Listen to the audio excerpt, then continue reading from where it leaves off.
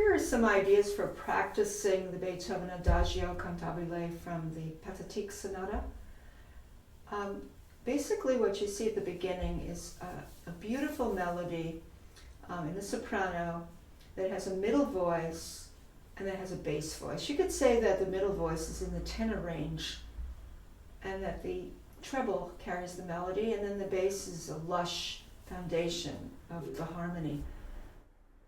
When you see something like three voices, then you should probably isolate each voice and learn how to balance the voices. I think that is the challenge. So let's start from the beginning, and what you want to do is flesh out the melody first. And when you do separate voices, you want to use the fingering that will occur when you add voices together. You don't want to do different fingering each time you play a voice, but it's going to be the assigned fingering that you choose for the particular voice you're practicing. So what's happening at the beginning is you have 4-3. That's a destination note, it's a long note. 3, 4, 5-4, substitution. I'm doing the phrasing as I see it.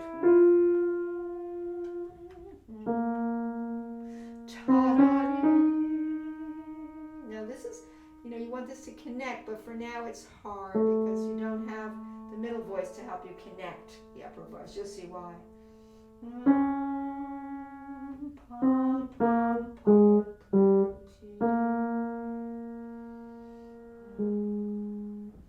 Now the middle voice here in the tenor range really is played with the right hand, and so you want to practice the correct fingering here, and it's marking out 4/16 to the beat. So you're hearing groups of very flowing, floating 16ths.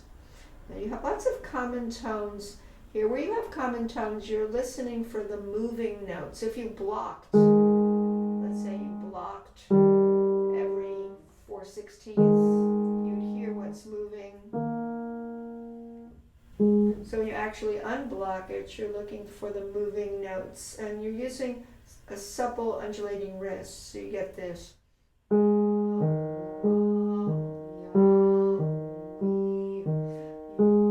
It's 2-1, 2-1, 2-1, 2-1, 2-1, 2-1, 2-1, 1, 2, 1, 2, 1, 2. Then you flip it to 2.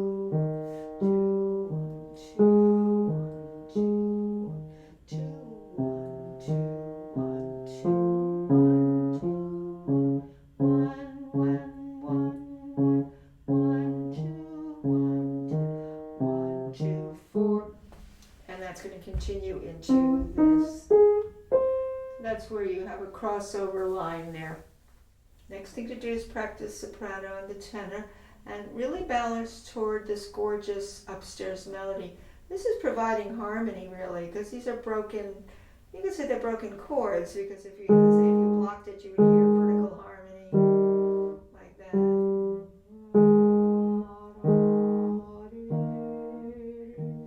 Adding in the left hand, it fills out the harmony for three voices. But I would practice now the top voice and the tenor voice, emphasizing leaning into the soprano or the top voice.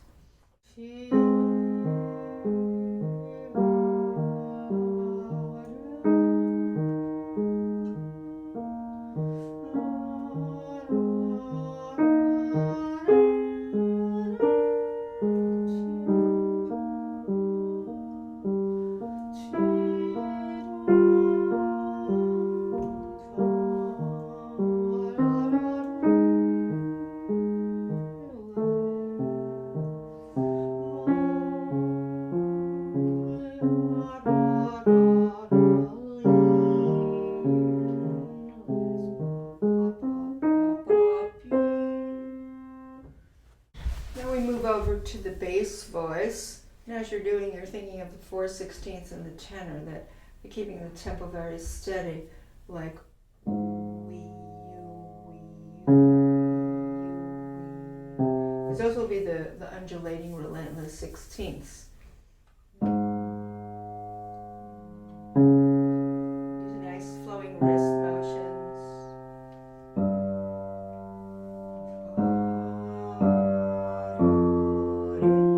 2-1.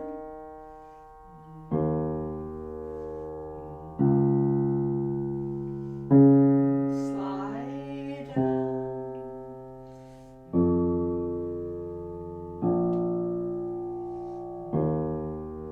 And these are separate, no slur. So that's an important line. This is cello line. You could do things like different permutations. You could do the bass line and let's say the tenor line together, like this.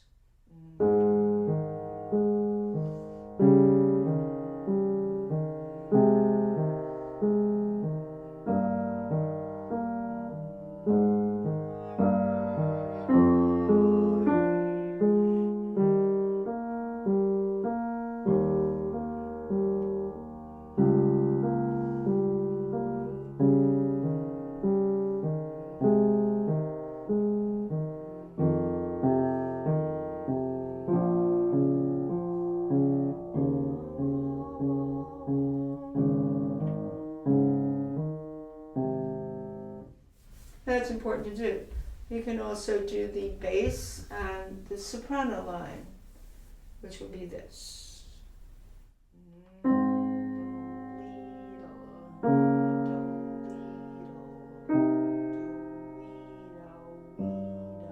Those are 16ths I'm singing. 5-4.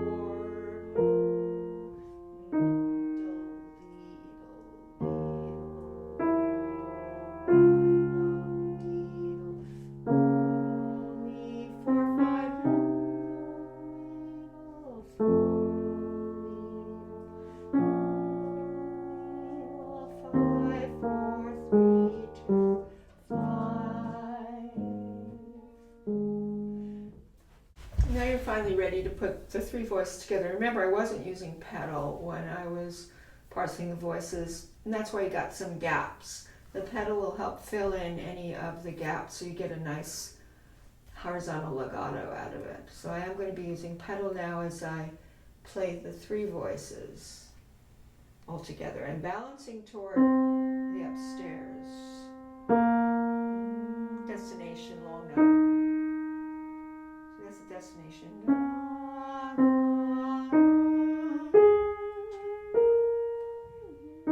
So just now I used pedal, so it didn't have the gap between the B flat and the E flat.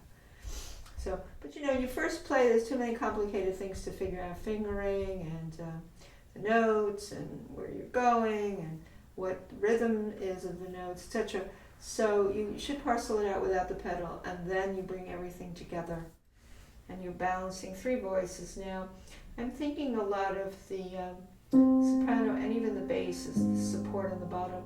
But this isn't romantic music. In romantic music, I'd probably play the middle voice just a little bit very quietly. And with Beethoven, I want to hear the middle voice a bit, but I don't want it, of course, overshadowing the melody. So you have to be careful in your balance. Now let's talk about how quickly. Some people play this extremely slowly, and I'm going to play it for now slowly in practice tempo. I'm going to go slower this time. This slowly. For practice.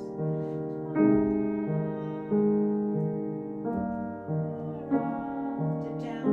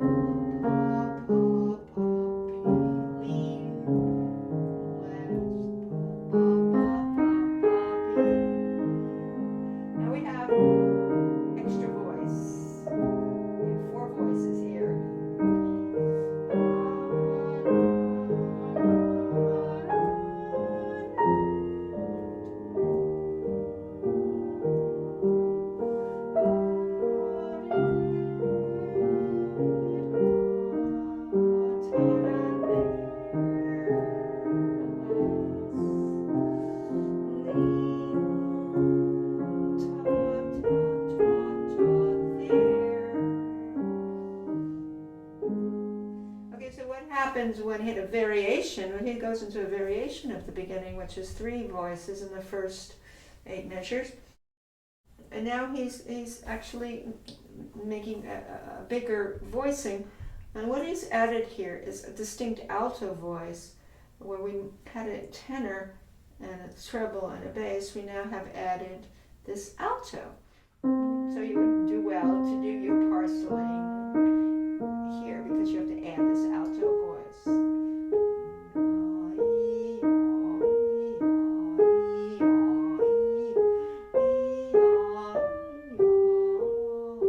So that's what you're going to do. You could do your permutations here again.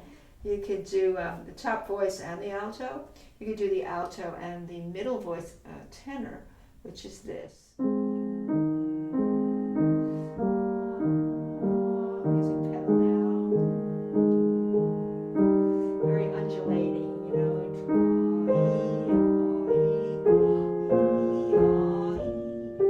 And then it disappears, because in the next measure we're back to 3 voices. But in any case, the alto does continue here, and the tenor dropped out. Bass continues, you could say. See what happens now? We're in 3 voices. And then he adds another one. So he's going back and forth between 3 voices and 4 voices.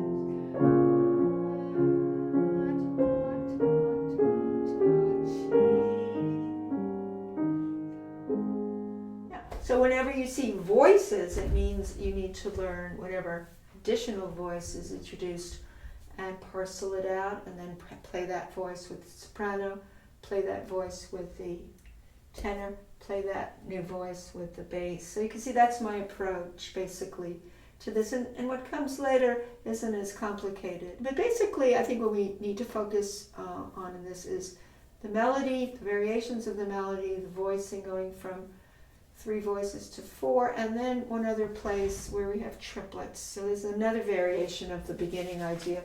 3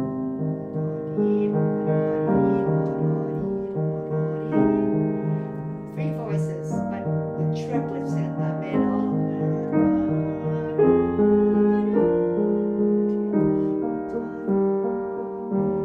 Bring out the tone.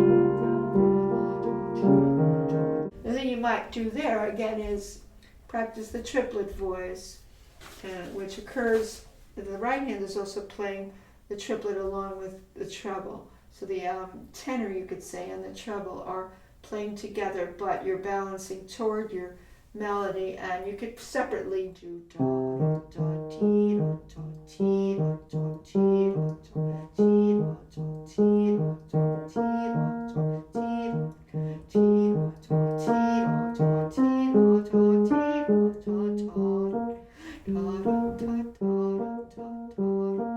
that kind of thing, and you can separately do your bass, thinking triplets as you play it.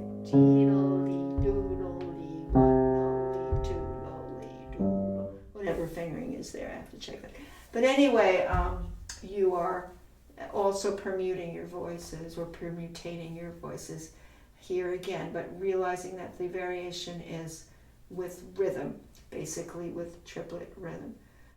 When he does the beginning, he does this in the tenor. And what he does here is he's really going, when he gets to this part, da da da dee da da dee. But he starts with a little different. Now he's falling into the same direction when he did the 16ths. He's doing triplets.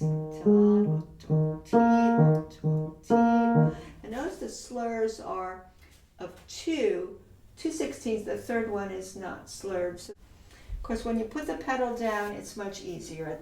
But the pedal shouldn't be a substitute for knowing without the pedal what the phrasing is, what the slurs are, how you're executing, what your balance is.